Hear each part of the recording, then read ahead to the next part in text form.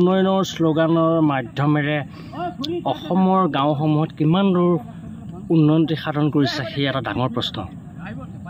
যদি সম্ভৱ হয় মই এইখন বেনাৰ দেখুৱাইছোঁ। এই বেনাৰখনত আছে এখন গাঁৱৰ, ইয়াত দেখা আছে হুঁচৰি আৰু গাঁঠিৰ ধৰণে পথ নিৰ্মাণ কৰা হৈছে।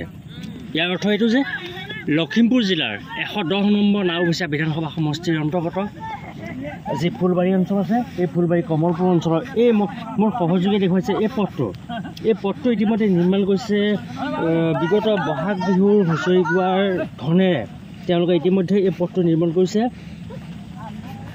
পথটো নিৰ্মাণ কৰিবলৈ অসম চৰকাৰৰ হাতত বা পঞ্চায়ত বিভাগৰ বা জিলা প্ৰশাসনৰ হাতত ধনৰ অভাৱ নেকি?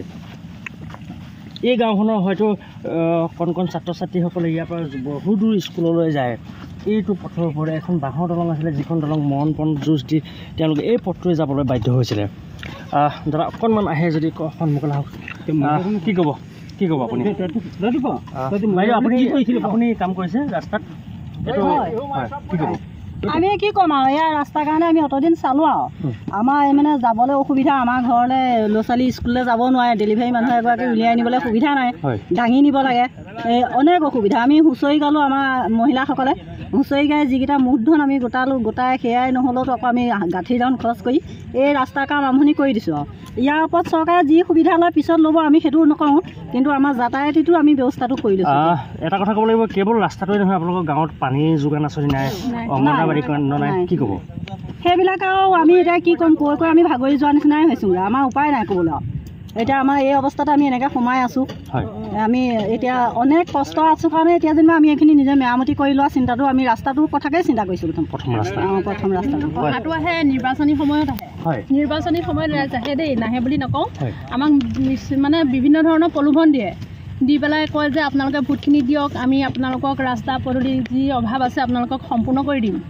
প্ৰলোভন দিয়ে ন, আমাৰ গাঁৱৰ মানুহ, আমি সাধাৰণ মানুহ, আমি সেইবিলাক কথাত কি আৰু আমি প্ৰতিজন যাওঁ, গৈ বাৰে ভোটটো দিওঁ, দি পেলাই তেওঁলোক জিকি নিজৰ নিৰ্দিষ্ট আসনত। গাঁৱখনত কিমানমান মানুহ আছে? আমাৰ ইয়াত 25জন ফ্ৰীডম ফাইটাৰ ফেমিলি। মানে কেইটা পৰিয়াল আছে? আমাৰ 25জন পৰিয়াল, 25টা পৰিয়াল।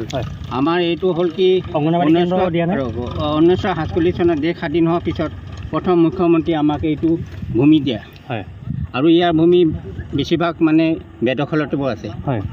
কিন্তু আজি 2014ত আমি ইয়াত অনশন কৰিলোঁ।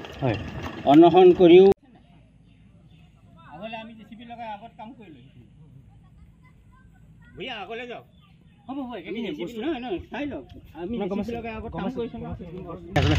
আপোনালোকে ইমানখিনি নাই, তাৰপিছতো আপোনালোকে বাৰে বাৰে ধৰক অসম চৰকাৰক এই ক্ষেত্ৰত বা জিলা প্ৰশাসনক এই ক্ষেত্ৰত আপোনালোকে দাবী কৰিছে যে এটা পথ দিয়ক। হয়, আজিকালিতো আৰু জিলা প্ৰশাসনৰ বা অন্য পঞ্চায়তে আমাৰ ফুলবাৰী পঞ্চায়ত যিখন হ'ল পঞ্চায়তখন ক'বলৈ নামত চব দেলালি। এইটো ৰাস্তাত যদি 2.5 লাখ টকাৰ কাম আহে, খুব বেছি 50,000 মানৰ কিবা এটা কৰি এইখিনি বাকী সব পাই দিয়ে। এইটো কাল ভৰা এটা অলপ দিনৰ আগত দিছিলে, তাত এতিয়া মানে সেই কিনাৰ পাংখা কেইখনৰ সেই মাটি নিদিলি, পাংখা কেইখন নাই, আৰু যি এটা কাম কৰে চব আধা ৰোৱা। এনেই নামত মূৰতে পইচা কেইটামান ছটিয়াই আৰু পঞ্চায়ত ইলেকশ্যনটোত আমি ভোট দিব লাগে। গতিকে আমি ভোটটো দিওঁ আৰু কাম মানে কৰি। মোৰ এগৰাকী আইতা আছে, প্ৰায় নিশ্চয় মই আপোনালোকৰ পাতিম। আইতা এগৰাকী আছে, আইতা কি ক'ব? এখেতে ফ্ৰীডম ফাইটাৰ মোৰ ঘৈণীয়েক। ফ্ৰীডম ফাইটাৰ তেখেতৰ বয়স এতিয়া 87 বছৰ, 87 বয়স। এতিয়ালৈকে তেওঁ ফ্ৰীডম ফাইটাৰ মোৰ পেঞ্চনৰ যোগ্যতা হোৱা নাই। ইয়াৰ কাৰণে মই গুৱাহাটীতো 2-3বাৰ যোগাযোগ কৰিলোঁ, তেওঁলোকে কোনো ফলাফল নধৰিলে। এইগৰাকী হ'ল ফ্ৰীডম ফাইটাৰ মোৰ ঘৈণীয়েক। হয়, এয়া মোৰ সহযোগীয়ে দেখুৱাইছে। এইগৰাকী হ'ল ফ্ৰীডম ফাইটাৰ, প্ৰায় 87 বছৰীয়া আইতা। এই আইতাগৰাকী আজিলৈকে পেঞ্চন পাবলৈ সক্ষম নহ'লে। এই আইতাগৰাকী পেঞ্চন পাবলৈ সক্ষম নোহোৱাৰ কাৰণটো কি? নিশ্চিতভাৱে অসম চৰকাৰ মাননীয় মুখ্যমন্ত্ৰী ডাঙৰীয়াই এই বিষয়টো যদি অকণমান হস্তক্ষেপ কৰে, তেখেতৰ বিভাগীয় কৰ্তৃপক্ষক যদি এই আইতাগৰাকীৰ বয়সৰ আৰু বহুতো আছে, হয়তো অসমৰ বিভিন্ন অঞ্চলত এনেকুৱা যি নেকি এতিয়ালৈকে আমাৰ কেমেৰা সন্মুখলৈ অহা নাই, তেনেকুৱা আৰু যথেষ্ট সংখ্যক আছে। হৈছে মই পৰৱৰ্তী সময়ত আমি দেখাবলৈ চেষ্টা কৰিম আপোনালোকে সকলো আহিছে এই পথটো নিৰ্মাণ কৰিবলৈ হয়নে যথেষ্ট কষ্ট হয় নহয় কি ক'ব আমাৰ ৰাস্তাটোৰ কাৰণে বহুত অসুবিধা আছে কষ্টৰে বিদ্যালয়লৈ এইটো বাটেদি যাব লাগে পানী জপিয়াই যাব লাগে এতিয়া কালভাৰটো হ'ল যেতিয়া অকণমান হেৰি হৈছিলে হ'লেও বোকা অৰুণ শইকীয়াই যোৱাবাৰ আমাৰ চেনকেবেল পেলাই বাৰিষা অকণমান হ'লেও সকাহ কৰি দিলে বাকী চৰকাৰৰ লগত যোগাযোগ কৰিছোঁ যদিও আমি এতিয়ালৈকে একো সুবিধা পোৱা নাই তাৰপৰা আমি এইবাৰ বহাগ বিহুত হুঁচৰি গাই মহিলাসকলে পইচা সংগ্ৰহ কৰি থৈছিলোঁ এতিয়া ইয়াত বনাইছোঁ আমি চবে লাগি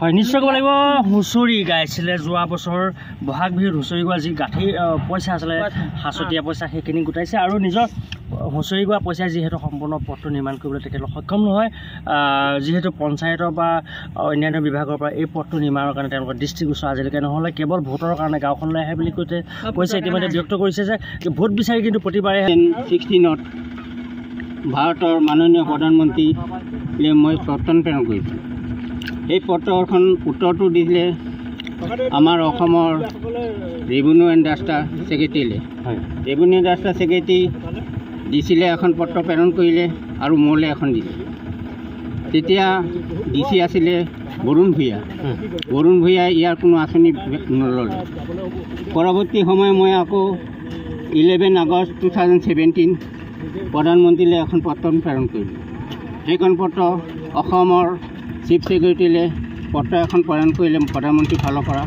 আৰু মোলৈ এখন চিঠি দিলে এটা কথা উল্লেখযোগ্য যে আপোনালোকৰ গাঁৱত বিশেষকৈ প্ৰধান একেবাৰে ৰাস্তাটো নাই তাৰ বিপৰীতে পানী যোগানো আঁচনি নাই অংগনবাদী কেন্দ্ৰনো নাই কোনো ব্যৱস্থা নাই প্ৰাথমিক বিদ্যালয়টো নাই তাৰপিছতে আমাৰ ইলেক্ট্ৰিচিটি নাছিলে আৰু যেতিয়া ইয়াত ইলেক্ট্ৰিচিটি আহিছিলে তেতিয়া মানে ইয়াত ইলেক্ট্ৰিচিটি আহোঁতে আমাৰ ইয়াত ছাৰ্ভেৰ নাম নাই আমাৰ এই চাৰিআলিৰ পৰা পূবফালে যি কিছুমান মানুহৰ তাত নাম আছিলে এই চুবুৰীটো অলৰেডি ইলেক্ট্ৰিচিটি নাছিলে তেতিয়া এছ.আৰ. চুবা ইয়াৰ বিধায়ক আছিলে এছ.আৰ. চুবাৰ লগত যোগাযোগ কৰি ঠিকাদাৰৰ লগত যোগাযোগ কৰি এছিষ্টেণ্ট ইঞ্জিনিয়াৰ কৰি মেলি আমি ইলেক্ট্ৰিচিটিখন আনিছোঁ তাৰ বাদ বাকী একো ইয়াত আৰু এতিয়া ক'বলৈ গ'লে মই আপোনাক হয় নিশ্চয় ক'ব লাগিব হুঁচৰি গাইছিলে যোৱা বছৰ বহাগ বিহুত হুঁচৰি গোৱা যি গাঁঠি পইচা আছিলে সাঁচতীয়া পইচা সেইখিনি গোটাইছে আৰু নিজৰ হুঁচৰি গোৱা পইচা যিহেতু সম্পূৰ্ণ পথটো নিৰ্মাণ কৰিবলৈ তেখেতলোক সক্ষম নহয় যিহেতু পঞ্চায়তৰ বা অন্যান্য বিভাগৰ পৰা এই পথটো নিৰ্মাণৰ কাৰণে তেওঁলোকৰ দৃষ্টিগোচৰ আজিলৈকে নহ'লে কেৱল ভোটৰ কাৰণে গাঁওখনলৈ আহে বুলি কৈছে ইতিমধ্যে ব্যক্ত কৰিছে যে ভোট বিচাৰি কিন্তু প্ৰতিবাৰে আহে হয়তো ইয়াৰ বিধায়ক যি ভৰতনৰ আছে বা ইয়াৰ আগৰ যিসকল বিধায়ক আছিলে সকলোৱে আহে কেৱল ভোটৰ কাৰণে কিন্তু পথটো নিৰ্মাণ কৰাৰ ক্ষেত্ৰত তেওঁলোকৰ কোনো দৃষ্টিগোচৰ নহয় কিন্তু দেখা গৈছে আজি গাঁৱৰ যুৱকসকল ইয়াৰ সকলো ৰাইজ ওলাই আহি গাঁঠিৰ ধন ভাঙি এয়া পথ নিৰ্মাণ কৰিছে মোৰ সহযোগীয়ে দেখুৱাইছে কেনেদৰে তেওঁলোকে কোৰ মাৰিছে যাতে নিজৰ পথটো যিটো পথেৰে তেওঁলোকে অহা যোৱা কৰিব লাগিব সেই পথটো যাতে সুচল কৰিব পাৰি সেয়া পথটো নিৰ্মাণ কৰিছে এটা অতি নিৰ্লজ্জ আৰু অতি দুৰ্ভাগ্যজনক কথা যে লখিমপুৰ জিলাৰ 110 নং নাওবৈচা সমষ্টিৰ ফুলবাৰী পঞ্চায়তৰ অন্তৰ্গত যি কমলপুৰ চাৰিআলি আছে কমলপুৰ চাৰিআলিৰ দাঁতি কাষৰীয়া এই গাঁওখনৰ এই পথটো সঁচাকৈ দুৰ্ভাগ্যজনক এই গাঁওখনৰ যিসকল প্ৰায় 25গৰাকীকৈ মুক্তিযুঁজাৰ বসবাস কৰা অঞ্চলটো আজিও চৰকাৰৰ দৃষ্টিৰ পৰা সম্পূৰ্ণ নিলগত থকাটো এটা অতি পৰিতাপৰ কথা আৰু এয়া আমি অনুৰোধ কৰিছোঁ যাতে অসমৰ মাননীয় মুখ্যমন্ত্ৰী ডাঙৰীয়া দৃষ্টিগোচৰ হওক আৰু যাতে এই গাঁওবাসী এই 25গৰাকী যি মুক্তিযুঁজাৰ আছিলে